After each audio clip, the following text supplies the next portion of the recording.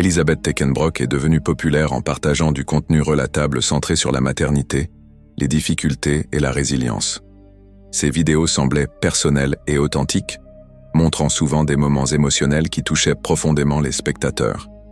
Dans l'une de ses vidéos TikTok, elle a publié une séquence où elle préparait elle-même son gâteau d'anniversaire, pendant que ses enfants lui chantaient une chanson, ce qui a attiré énormément d'attention et de sympathie en ligne. Pour de nombreux spectateurs, cela représentait le sacrifice et la force. Les dons, les compliments et le soutien ont suivi presque immédiatement. Mais à mesure que la vidéo se répandait sur la plateforme, les critiques sont apparues tout aussi rapidement. La situation a changé lorsqu'un homme affirmant être son ex-mari a publié une vidéo de réponse remettant en question ce récit. Il a révélé des documents de garde montrant qu'il avait la garde principale de leurs enfants et a accusé Elisabeth d'avoir trompé les spectateurs sur sa situation de vie. TikTok s'est rapidement divisé en camps opposés, créateurs et audiences formant des opinions avant même que la plupart des faits ne soient vérifiés.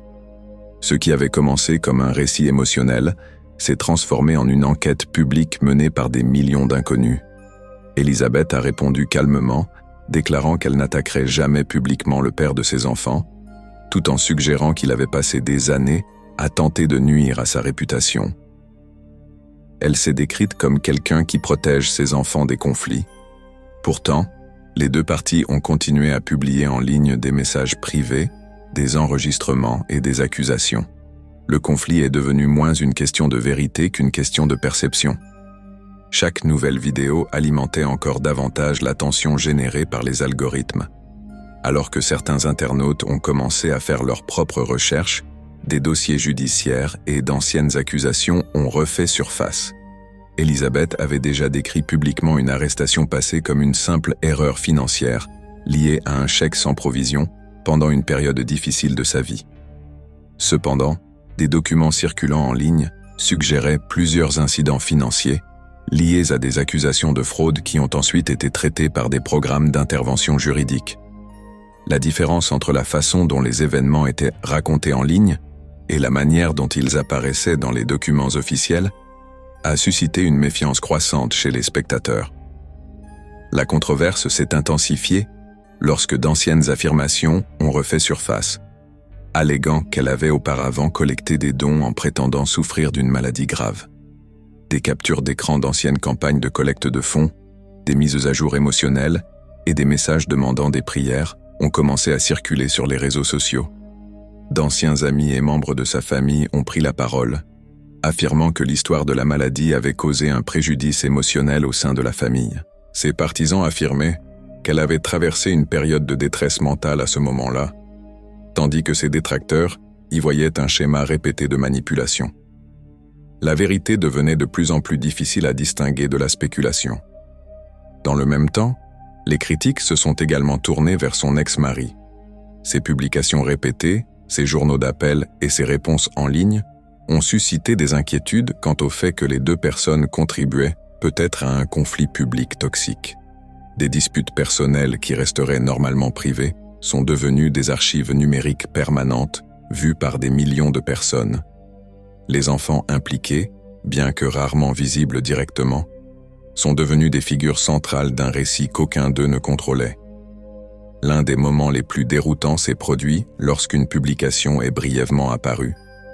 Dans ce message, elle semblait accepter la responsabilité de certaines actions passées avant qu'il ne soit rapidement supprimé. Elisabeth a ensuite affirmé que son compte avait été piraté, ce qui n'a fait qu'accentuer le doute chez des spectateurs déjà incertains quant à qui croire. Cet incident n'a fait qu'approfondir la suspicion et le débat. Ce qui rend cette affaire particulièrement troublante n'est pas seulement les accusations elles-mêmes, mais la rapidité avec laquelle TikTok a transformé un conflit personnel en divertissement de masse. De grands créateurs ont publiquement soutenu un camp sans vérification complète, donnant involontairement une crédibilité qui a influencé des milliers d'abonnés. La sympathie s'est propagée plus vite que les faits, et une fois les opinions formées, elles ont rarement changé. Au final, cette controverse est devenue un exemple frappant de la manière dont la narration, l'émotion et les algorithmes peuvent brouiller la réalité en ligne. Les spectateurs ne se contentaient pas de regarder une histoire se dérouler.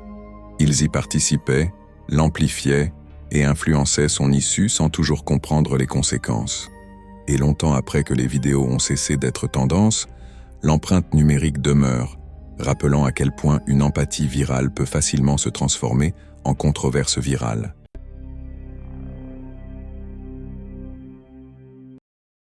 Ce qui avait commencé comme de simples vidéos de cosplay s'est lentement transformé en l'une des controverses les plus dérangeantes que TikTok ait connues. Non pas à cause d'effets spéciaux ou d'horreurs fictives, mais parce que plus les spectateurs creusaient, plus la réalité derrière ce compte devenait étrange. Kelly White, connue en ligne sous le nom de RS Cosplays, a construit sa présence autour de la culture anime, de la création de costumes et de la vie lors des conventions. Au départ, son contenu suivait un modèle familier que l'on voit souvent sur TikTok. Elle recréait des personnages de séries populaires, filmait de petites scènes humoristiques et documentait ses voyages dans des conventions de fans. Pendant un certain temps, sa page semblait parfaitement s'intégrer dans cet univers. Mais les spectateurs ont rapidement commencé à remarquer des détails de plus en plus inhabituels. L'une des premières choses qui a intrigué le public était l'apparition constante de son père dans ses vidéos. Les deux jouaient fréquemment ensemble, incarnant parfois des couples fictifs issus de séries animées. Bien que le cosplay implique souvent d'interpréter des rôles, de nombreux spectateurs ont ressenti un malaise face au ton romantique de certaines performances entre un parent et son enfant. Des commentaires ont commencé à apparaître sous les vidéos, demandant pourquoi la relation semblait si personnelle plutôt que purement théâtrale. Le malaise s'est accentué lorsque les internautes ont réalisé que sa mère apparaissait presque jamais dans les vidéos, malgré le fait qu'elle vivait dans la même maison. D'anciennes vidéos ont refait surface, montrant Kelly critiquant publiquement l'apparence de sa mère, affirmant qu'elle ne répondait pas aux standards nécessaires pour participer au cosplay. Ces remarques ont provoqué une vague de critiques et ont révélé au public une image familiale bien plus complexe derrière les costumes. La situation s'est aggravée plusieurs années plus tard lorsqu'elle a publié un vlog, à la fin de l'année 2024, révélant quelque chose qui a même déconcerté ses abonnés de longue date. Elle a présenté aux spectateurs ce qu'elle décrivait comme ses filles, avant que le public ne découvre qu'il s'agissait en réalité de poupées Reborn hyper réalistes.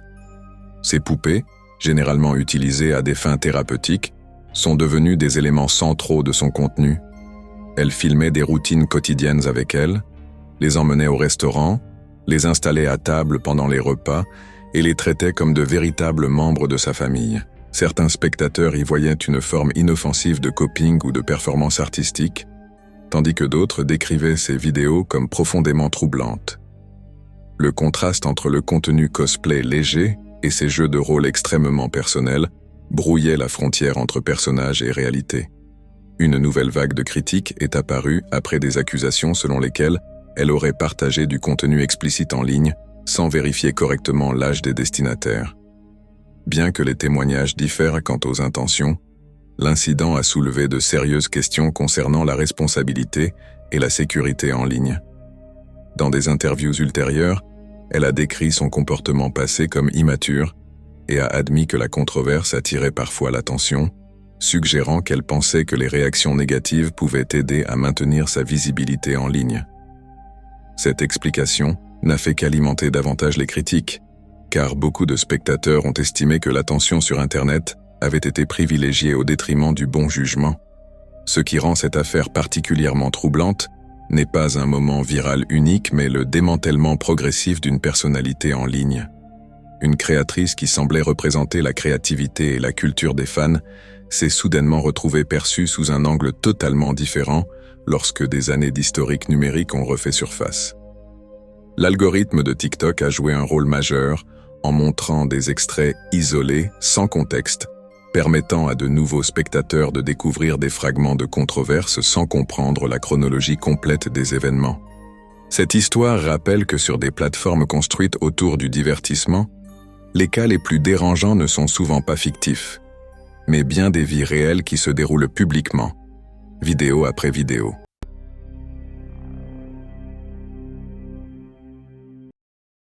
Une simple vidéo de petit déjeuner a suffi pour transformer presque du jour au lendemain une mère ordinaire de TikTok en véritable cible d'attention sur Internet. Les internautes l'ont plus tard surnommée Donut Mom, après un clip dans lequel elle servait simplement des donuts et de la compote de pommes à ses enfants, avant de considérer le petit déjeuner terminé. La vidéo était présentée comme une tendance, la version maman paresseuse et déprimée de ces routines matinales calmes que l'on voit souvent en ligne. Mais les réactions ont été immédiates. Certains spectateurs ont trouvé ça amusant, d'autres ont été alarmés. Puis les internautes ont commencé à creuser davantage. Et à mesure que les vues augmentaient, Alexandra, la femme derrière ce surnom, a rapidement accepté l'attention. Elle affirmait que ses critiques suivaient simplement le mouvement, insistant sur le fait que ses enfants mangeaient normalement et que ce seul clip avec les donuts était utilisé pour juger toute sa vie. Mais plus elle publiait de vidéos, plus l'histoire évoluait, d'un petit déjeuner discutable à ce que beaucoup percevaient comme un schéma difficile à ignorer. Sa page montrait de plus en plus souvent des commandes de fast-food, des repas rapides et de la nourriture jugée peu saine donnée à ses enfants. Puis une inquiétude plus importante est apparue.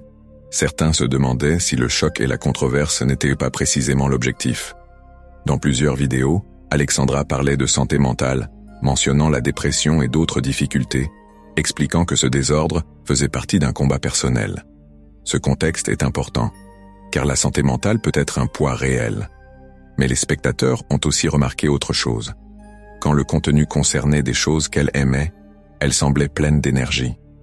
En revanche, lorsque le sujet touchait aux aspects moins glamour de la parentalité, comme le ménage quotidien ou la préparation régulière de repas équilibrés, cela se transformait souvent en débat dans les commentaires, plutôt qu'en véritable changement dans la vie quotidienne. En observant plus attentivement, la caméra a commencé à révéler des détails qui ressemblaient moins à une simple journée chaotique qu'à un environnement potentiellement risqué. Un aquarium qui semblait trop petit et facile à négliger. Des lapins se promenant librement dans la maison, avec des excréments sur le sol. Une baignoire sale et une impression générale que l'entretien de base figurait toujours sur la liste, mais était rarement fait. Alexandra publiait parfois des vidéos de nettoyage et plaisantait même en disant qu'elle aurait dû les poster sur sa page principale pour gagner de l'argent, ce qui n'a fait que renforcer l'idée que la controverse était peut-être monétisée. Le moment le plus grave, cependant, ne concernait pas la nourriture. Selon une publication locale relayée en ligne, une nuit froide, un jeune enfant serait sorti de la maison et aurait été retrouvé par des voisins. Ce genre d'incident effraie n'importe quel parent car les conséquences possibles auraient pu être bien pires. La réaction du public a été intense, et dans les vidéos qui ont suivi, Alexandra semblait partagée entre la gratitude et la frustration face au fait que la situation devenait un spectacle public. Dans certains clips liés à cette affaire, son partenaire, parfois surnommé Caveman par les internautes, défendait la famille de manière agressive et accusait les étrangers de déformer l'histoire. Puis une nouvelle couche d'accusation est apparue, des allégations de discipline sévère et des photos que certains commentateurs affirmaient montrer des marques inquiétantes sur les enfants. Il est important de rester prudent ici, car les informations qui circulent en ligne peuvent être manipulées et les inconnus n'ont pas toujours tout le contexte. Mais ce qui a marqué les gens, c'est que ces accusations semblaient de correspondre au schéma plus large que beaucoup pensaient déjà observer. Des enfants utilisés comme éléments de contenu, des critiques répondues par du sarcasme, et toute tentative de responsabilité perçue comme une attaque personnelle. Ce qui rend cette affaire particulièrement dérangeante, ce n'est pas seulement le désordre, les donuts ou les disputes, c'est la façon dont l'attention semblait devenir l'objectif principal, même lorsque le contenu impliquait des enfants qui ne peuvent pas consentir à faire partie d'une histoire publique. TikTok récompense les extrêmes. Plus les commentaires sont nombreux et bruyants, plus la portée augmente. Et dans l'univers de Donut Mom, la frontière entre un chaos relatable et un chaos potentiellement dangereux semblait devenir de plus en plus mince à chaque fois que la caméra s'allumait.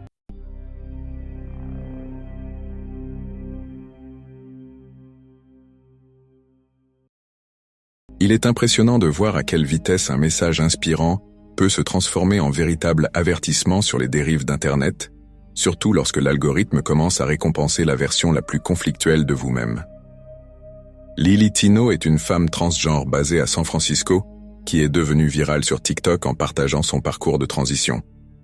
L'une de ses premières publications, une courte série de photos avant-après, accompagnée d'un message émouvant, aurait généré des millions de vues en environ 2 jours.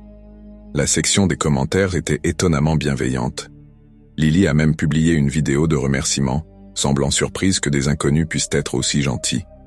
Au début, sa page ressemblait à celle de nombreux nouveaux créateurs, des mises à jour personnelles, du contenu sur la confiance en soi et des essais pour comprendre ce qui peut devenir viral.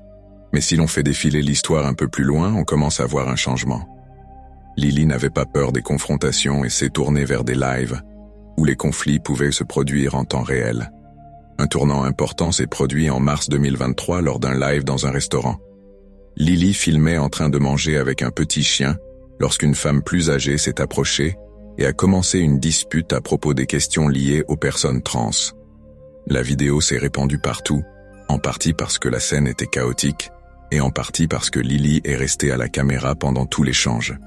La plupart des utilisateurs de TikTok ont soutenu Lily, et ce moment viral a propulsé son compte vers un nouveau niveau de visibilité. Après cela, le contenu est devenu plus répétitif et plus intense. Lily a commencé à filmer constamment dans des restaurants, se présentant parfois comme une critique culinaire. Mais les vidéos les plus vues ne parlaient pas vraiment de nourriture. Elles concernaient surtout des situations où le personnel utilisait le mauvais genre pour s'adresser à elle, transformant ensuite ce moment en une leçon publique. Dans plusieurs vidéos, Lily explique que se faire appeler par le mauvais terme est profondément blessant, puis demande à parler à un responsable pendant que les employés s'excusent, souvent visiblement confus. Beaucoup de spectateurs ont compris la dimension émotionnelle, mais d'autres ont estimé que cette approche était injuste, surtout parce qu'il s'agissait souvent d'employés très occupés et mal payés qui faisaient simplement des erreurs humaines rapides. Les internautes ont aussi remarqué un schéma. Lily ne demandait pas aux autres leurs pronoms, mais attendait que tout le monde utilise immédiatement les siens correctement. À mesure que ces vidéos continuaient de devenir virales, une réaction inverse a commencé à se former. Certaines personnes ont même commencé à chercher Lily en public, simplement pour provoquer des réactions devant la caméra. Cela n'a fait qu'aggraver la situation, alimentant un cycle de colère, de larmes et de vues. Puis l'histoire a pris une tournure encore plus sombre, car l'attention n'attire pas seulement des soutiens, elle attire aussi des personnes qui fouillent dans votre passé.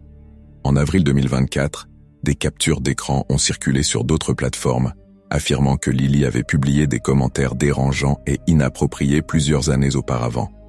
Certains étaient tellement explicites qu'ils dépassaient une limite que la plupart des gens préfèrent ne même pas répéter. Une autre capture montrait Lily défendant une photo offensante en disant aux gens d'arrêter d'être aussi sensibles. Beaucoup ont vu cela comme hypocrite, surtout comparé à son insistance pour que le fait de se tromper de genre soit considéré comme un préjudice sérieux. Mais la phase la plus controversée de cette histoire a été liée au parc Disney. Lily est une grande fan de Disney et a commencé à publier de nombreuses vidéos tournées dans les parcs. Beaucoup de spectateurs ont estimé que certaines d'entre elles étaient totalement inappropriées pour cet environnement. Au lieu de garder certaines discussions médicales pour un cadre privé, Lily abordait des sujets très adultes alors qu'elle se trouvait entourée de familles. Même certaines personnes de la communauté trans ont critiqué cette approche, estimant que cela ne rendait service à personne et ne faisait que provoquer davantage d'indignation. Puis, le 2 juin 2025, Lily a publié une série de selfies dans les miroirs des toilettes pour femmes d'un parc Disney. Dans la vidéo, elle classait les toilettes tout en capturant d'autres personnes en arrière-plan. À ce moment-là, la controverse a cessé de concerner les pronoms pour se concentrer sur la question de la vie privée. Le problème n'était pas simplement de prendre un selfie. Le problème était de filmer dans un espace où chacun s'attend à de l'intimité, tout en incluant des inconnus qui n'avaient pas consenti à être filmés. Des internautes ont averti Lily que cela pouvait être illégal dans certains endroits et que Disney pourrait intervenir. Après la vague de critiques, Lily a publié des réponses affirmant que ces réactions relevaient de la discrimination, arguant que les femmes prennent des selfies dans les toilettes tout le temps. Mais pour beaucoup de spectateurs, cela manquait le point essentiel. La colère ne concernait pas son identité, mais le fait d'avoir filmé d'autres visiteurs dans un lieu privé. Peu de temps après, Lily a publié une vidéo plus calme, reconnaissant que son contenu était devenu plus conflictuel parce qu'elle se sentait blessée par des années de haine. Elle a alors annoncé faire une pause sur TikTok. Au final, cette affaire est troublante, car elle montre à quelle vitesse un message de défense et de sensibilisation peut être déformé par la recherche d'attention. Quand chaque conflit devient du contenu, la frontière entre éduquer et exploiter devient floue. Et une fois que l'on implique des inconnus dans des espaces privés, les conséquences cessent d'être un simple drame en ligne et deviennent des répercussions dans la vie réelle.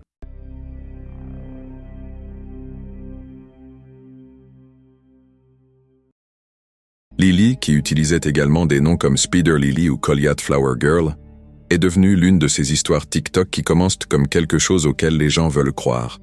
Ces vidéos la montraient en train de nettoyer en profondeur une maison qui semblait dangereuse à habiter, avec des cafards, de la moisissure et de la saleté qui revenaient sans cesse, peu importe combien elle frottait.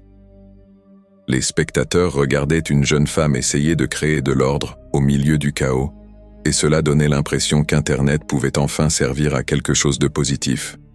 Les dons ont afflué, car les gens pensaient l'aider à échapper à un environnement malsain et à entrer dans l'âge adulte avec une véritable chance.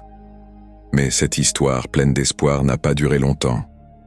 À mesure que l'argent arrivait, un petit ami beaucoup plus âgé nommé Preston est entré dans l'histoire, et les internautes ont commencé à remarquer que les résultats ne correspondaient pas aux objectifs des collectes de fonds. À différents moments, Lily a mentionné une longue liste de problèmes de santé et de difficultés, dont certains semblaient bien réels, comme une anxiété sévère et une peur intense de tomber malade. Elle expliquait même comment cette peur affectait l'école et la vie quotidienne. Et cela rendait sa situation plus compliquée qu'une simple maison sale. Pourtant, plus elle partageait de choses, plus certains spectateurs se demandaient si le chaos n'était pas amplifié pour susciter la sympathie et obtenir de l'argent. D'autant plus qu'avant ses 18 ans, elle ne pouvait pas monétiser TikTok directement, ce qui faisait des dons le principal moteur permettant au compte de continuer à fonctionner. Lorsqu'elle a eu 18 ans, les collectes de fonds sont devenues plus importantes et plus fréquentes. Plusieurs campagnes GoFundMe sont apparues, notamment une pour déménager et une autre pour acheter une voiture. Les gens donnaient parce qu'ils pensaient que cela conduirait à une vie plus stable. Au lieu de cela, une controverse majeure a éclaté lorsque les spectateurs ont découvert qu'une grande partie de l'argent donné, des dizaines de milliers de dollars, avait été versé sur le compte bancaire de Preston. Lily a ensuite affirmé qu'elle ne savait pas comment créer son propre compte bancaire et que Preston avait relié la collecte de fonds au sien. Elle a également admis qu'elle n'avait qu'une idée approximative de la somme disponible, principalement en regardant la page de la collecte de fonds plutôt que le solde d'un compte bancaire. Cette explication a poussé certains spectateurs à se sentir protecteurs, comme si elle était contrôlée, tandis que d'autres se sont sentis en colère, estimant que c'était une excuse pratique après la disparition de l'argent. En 2024, la maison de sa famille aurait été touchée par un incendie et une autre collecte de fonds aurait permis de récolter environ 60 000 $.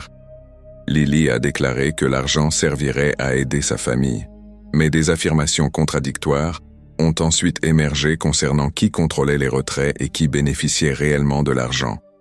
Les soutiens qui voyaient autrefois une mission simple de sauvetage ont commencé à voir un enchevêtrement compliqué de disputes familiales, de collectes de fonds concurrentes et de comptes financiers peu clairs. Le 22 janvier, elle a mentionné avoir ouvert un nouveau compte bancaire avec l'aide d'un collègue, ce qui semblait être une avancée importante. Mais peu après, des lives ont été diffusés depuis des couloirs d'hôtels, accompagnés de ruptures et de situations où le personnel lui proposait un endroit sûr, tandis qu'elle insistait sur le fait que tout allait bien. Il y a aussi eu des moments où elle a laissé entendre qu'elle faisait des lives pour sa propre sécurité, ce qui n'est généralement pas le comportement associé à une relation saine. Les 30 et 31 janvier, la relation semblait se terminer, puis s'effondrer, puis recommencer, tandis que des spectateurs appelaient l'hôtel par inquiétude. Qu'il s'agisse d'un lien traumatique, de peur, de dépendance ou de manipulation, le schéma semblait se répéter sans cesse, et le public se retrouvait à regarder une personne réelle lutter en temps réel, tandis que l'argent et l'attention restaient attachés à chaque nouveau chapitre de l'histoire.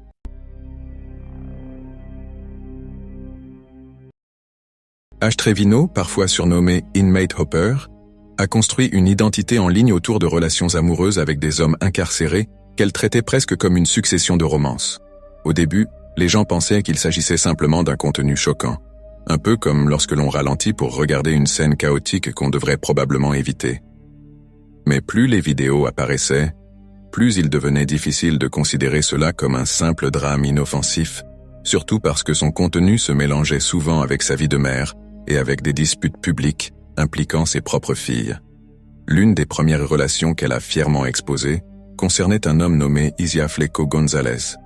En août 2019, elle a annoncé ses fiançailles, parlant de devenir épouse de prison et présentant la situation comme une histoire d'amour capable de survivre à n'importe quel obstacle. Elle partageait des photos après les visites, des légendes sur la force de leur lien et des messages sur l'espoir de miracle. Le problème ne résidait pas seulement dans le côté gênant de la situation, mais aussi dans la manière dont elle impliquait ses enfants. Elle a présenté cet homme incarcéré à ses filles et l'a appelé « papa », comme si ce titre pouvait être attribué à travers une vitre de salle de visite. Pour beaucoup de spectateurs, cela dépassait la simple mauvaise décision d'adulte et devenait un choix parental susceptible de perturber et de blesser les enfants. Plus tard, Ash a essayé d'expliquer comment elle le connaissait, et cette explication a suscité encore plus d'inquiétude. Elle a déclaré le connaître depuis de nombreuses années grâce à la famille ou à des cercles religieux, en précisant qu'aucune relation romantique n'avait commencé avant qu'il ne soit adulte. Même avec cette précision, la chronologie a semblé troublante pour de nombreux spectateurs, car elle montrait depuis combien de temps il faisait partie de son entourage. Au lieu de prendre du recul et de garder sa vie privée, elle a continué à transformer la controverse en contenu, ce qui n'a fait qu'amplifier les soupçons et les critiques. La relation s'est finalement terminée. En 2021, elle a publié des messages parlant de divorce et disant avoir été brisée par quelqu'un qui était censé l'aimer. Puis elle a admis quelque chose qui révélait un schéma plus large. Elle a reconnu qu'elle écrivait toujours à d'autres hommes incarcérés pendant son mariage, ce qui montrait que la frontière n'en était pas vraiment une. C'est pour cela que les internautes ont commencé à l'appeler Inmate Hopper, car cela ressemblait moins à de l'amour qu'à un cycle d'attention, d'obsession et de remplacement constant.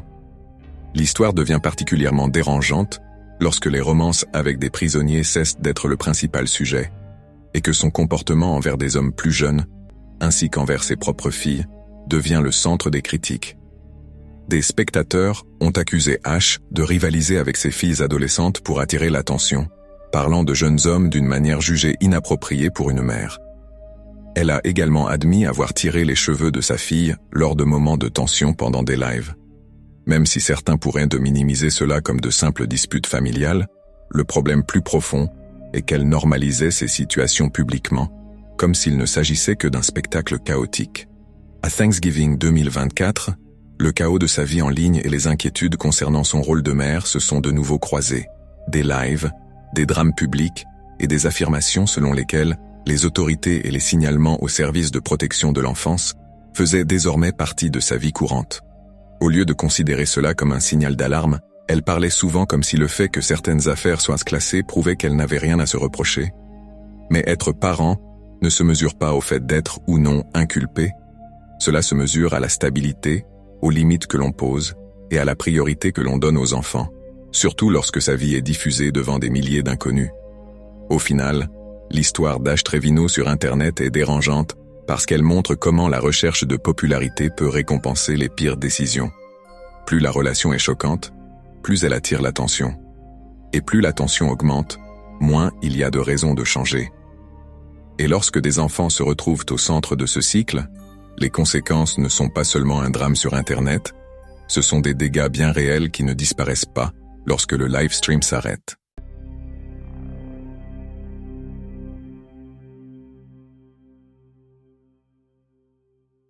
Il y a des années, une courte vidéo de Minecon a circulé partout sur Internet. On y voyait une enfant nerveuse s'approcher d'un micro, essayer de présenter le serveur Minecraft de son père et distribuer des cartes de visite. C'était maladroit, innocent et même plutôt attendrissant. Pendant longtemps, c'est tout ce que l'Internet savait d'elle. Puis, à l'époque de TikTok, cette même personne est réapparue sous le nom d'Anna, utilisant aussi le pseudonyme Anacondasin.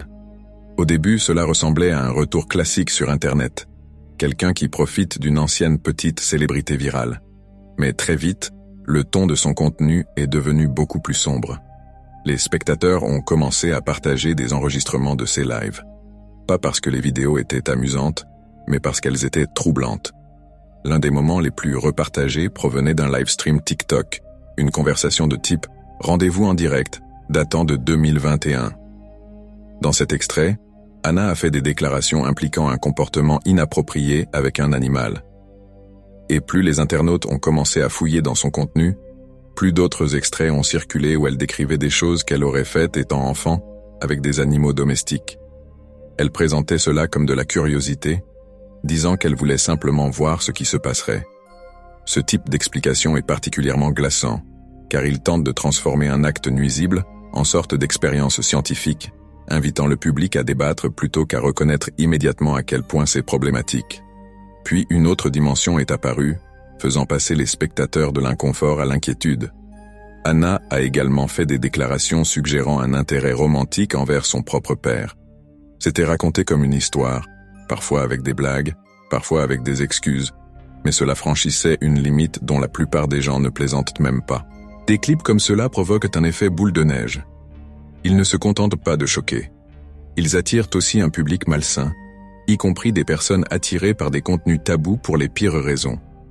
Lorsque les critiques se sont intensifiées, Anna a publié une vidéo d'excuses qui ne prenait pas vraiment ses responsabilités. Le message ressemblait moins à « Je comprends pourquoi c'est problématique » qu'à « Les gens prennent mes blagues trop au sérieux ». Cette réponse n'a fait qu'alimenter davantage la controverse. Si tout était faux, pourquoi choisir des sujets aussi dérangeants? Et si une partie était vraie, pourquoi la traiter comme une simple performance? C'est aussi pour cela que cette affaire a marqué les esprits. Elle montre comment TikTok peut transformer une personne en personnage, puis transformer ce personnage en machine à controverse permanente. Le plus inquiétant n'est même pas de savoir si toutes les affirmations étaient vraies, c'est le fait que l'environnement d'Internet rende rentable le fait de rester ambigu, de laisser planer le doute, et de maintenir les possibilités les plus dérangeantes afin que les vues ne s'arrêtent jamais.